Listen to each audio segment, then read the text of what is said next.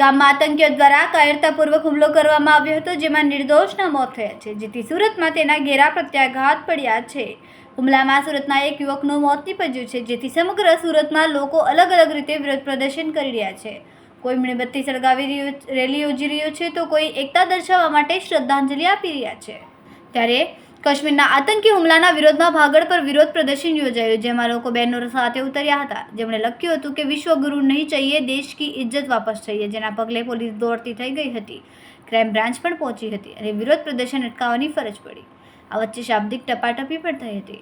જમ્મુ કાશ્મીરમાં આતંકવાદીઓ દ્વારા 26 નિર્દોષ નાગરિકોની હત્યા કરવામાં આવી। આ અનુમાસિક કૃત્યના વિરોધમાં સુરત શહેર કોંગ્રેસ સમિતિ દ્વારા મૃત્યુ પામનાર લોકો માટે શ્રદ્ધાંજલિ અર્પણ કરવા માટે કેન્ડલ માર્ચનું આયોજન કરવામાં આવ્યું હતું।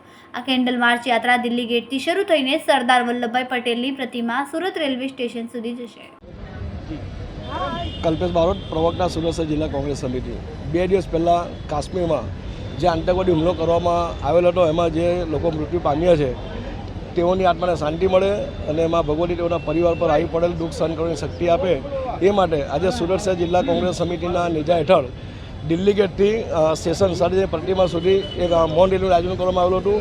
અને અહીં અમારું રેલી કાઢવાનું મુખ્ય કારણ એ જ હતું કે દેશના ગૃહ રાજ્યમંત્રી પોતાની જાતને છોટા સરદાર સમજે છે, ત્યારે અમે સરદારજીને પ્રાર્થના કરી છે કે તમારું જે સીનું કાઢવું હતું એવું જ કાઢજો દેશના ગૃહમંત્રીને આપે, કે ખાલી માત્ર વાતો નહીં કરે। ભૂતકાળમાં કહેતા કે એક માટલા પર 10 માટલા લઈને આવશું।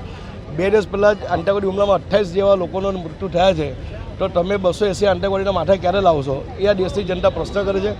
આ કોઈ રાજકારણનો મુદ્દો નથી, પરંતુ જે રીતે વારંવાર આ દેશ પર આતંકવાદી હુમલા કરવામાં આવે છે, ત્યારે માત્ર વાતો નહીં, તમે તાત્કાલિક પગલાં લો, એવી અમારી સરકાર પાસે લાગણી અને માગણી છે।